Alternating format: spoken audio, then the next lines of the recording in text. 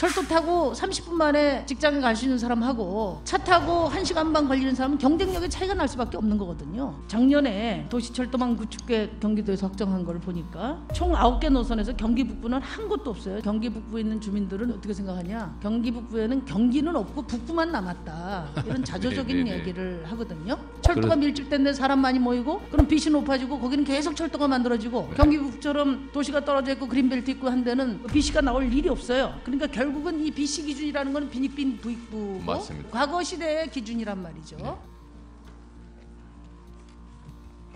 선거 때만 되면 경기도에 제기되는 이슈가 있잖아요. 분도. 이 분도 문제가 제기되는 배경은 뭐 지사께서도 잘 아실 거예요. 그렇습니다. 네. 격차죠, 격차. 근데 이 격차가 도민들의 개인 격차가 아니라 국가가 보장해줘야 될 기본권 격차라고 저는 봅니다. 그 가장 핵심적인 게 두 가지인데 하나는 철도 격차고요. 교통 격차죠. 또 하나는 중첩된 규제로 인한 시민의 불공정한 삶이라고 생각합니다. 작년에 도시철도망 구축계 경기도에서 확정한 걸 보니까 총 9개 노선에서 경기 북부는 한 곳도 없어요. 왜 그러냐면 BC 따져서 하니까 그렇잖아요. 근데 이 BC를 가지고 따지는 거는 개발 시대에는 수지타산이 중요한데 사람 중심 경제를 이야기하는 데는 시민들이 누려야 될 교통 기본권의 관점에서 이걸 봐야 된다고 저는 봅니다. 그런 측면에서 보면 이 BC 따지면 당연히 그렇잖아요. 철도가 밀집된 데 사람 많이 모이고 그럼 빚이 높아지고 거기는 계속 철도가 만들어지고 경기 북부처럼 도시가 떨어져 있고 그린벨트 있고 한 데는 BC가 나올 일이 없어요. 그러니까 결국은 이 BC 기준이라는 건 빈익빈 부익부고 맞습니다. 과거 시대의 기준이란 말이죠.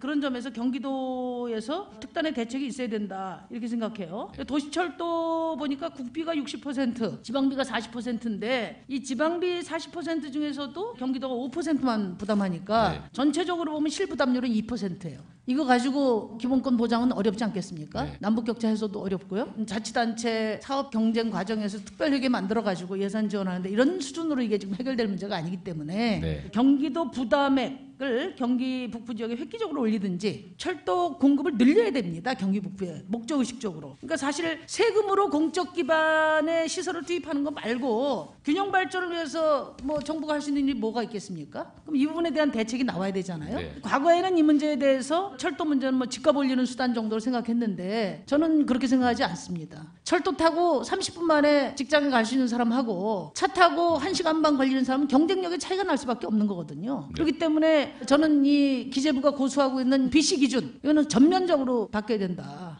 이렇게 저는 생각을 하고요. 그것뿐만 아니라 지금 정부도 그린 뉴딜 추진하고 정의당은 이걸 가장 중점 사업으로 놓고 있는데 그린 뉴딜의 핵심 수단은 교통 혁신이고 그 중심에 바로 철도가 있다고 생각해요. 이 점에 대해서 특별히 구상하고 있는 게 있으십니까? 네, 의원님 말씀에 전적으로 공감합니다. 그건 사실 경기도의 남북 문제뿐만이 아니라 사실 우리나라의 수도권과 지방의 문제와 똑같은 문제인데 말씀하신 것처럼 BC라고 하는 걸 일률적으로 좀 물론 이제 지역 그 격차를 감안하는 조항이 있기는 합니다. 근데 저는 이제 그런 부분들을 좀 확대해서 기반 시설을 구축을 해서 사람을 유인하는 쪽으로 가야지. 지금처럼 사람이 많이 있는 곳에 부족분을 채워주는 방식으로 가게 되면 이 수도권 집중 문제가 좀 더 악화된다. 뭐 그냥 그렇게 생각합니다. 경기도에서는 그동안의 관행적인 방침을 뛰어넘는 대책이 나와야 된다 이렇게 기대를 하고 있는데. 근데 아까 의원님 고민해 말씀하신 보시겠습니까? 저희는 이제 북부에 왜 작년에 하나도 없느냐 하면 저희가 파주에서 하나 신청한 거 왜 시군이 원래 신청을 해줘야 되는데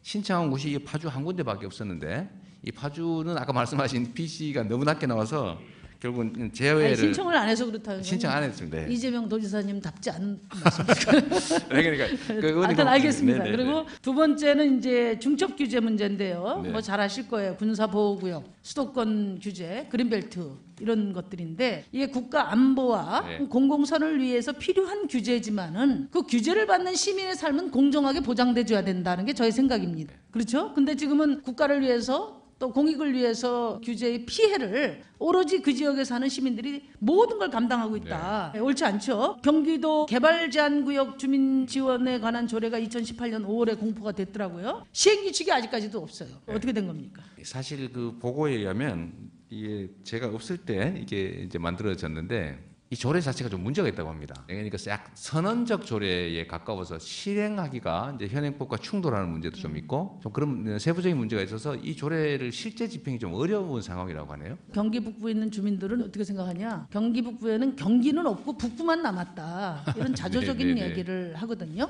그래서 저는 더 획기적인 예산 편성이나 네. 적극적인 정책 개입 이런 걸 통해서 북부 지역의 철도 교통을 확대하고요. 중첩 규제가 불가피하다면 네. 그 시민들의 삶을 공정하게 보장하기 위한 대책이 나와야 된다. 경기도민의 삶, 격차 해소를 위한 강력한 행정력 발동을 제가 기대하겠습니다. 뭐 전적으로 공감하는 말씀입니다. 그래서 저희 경기도 도정에도 특별한 희생에는 특별한 보상이라고 하는 걸 아주 핵심적인 가치로 삼고 있습니다. 네, 북부 지역에 대해서는 SOC 건설 예산이 현재 남쪽 지역보다 많습니다. 북부에 집중적으로 투자하기 때문인데 북부 지역 외곽 지역 지원 예산도 사실은 저희가 저번에 5개년 계획에서 이번에 1,000억을 도비만 증액했고요. SOC 예산도 많아졌고 공기관도 이전하고 철도나 이런 것들도 교외선 재개하는 것도 지금 진행 중이지 않습니까? 철도 노선 확충도 계속 저희가 기획하고 있는데 다만 아까 의원님 말씀하신 것 중에 경기 도비 부담을 늘리면 철도가 안 되던 게 되느냐 그건 아닙니다. 왜냐하면 아니 이제 좀 주도권을 갖고 가시라는 얘기죠. 돈이 있어야 주도권을 가지실 거 아니에요. 저희도 노력을 해보도록 하겠습니다. 네. 예, 심상정 의원님 수고 많으셨습니다.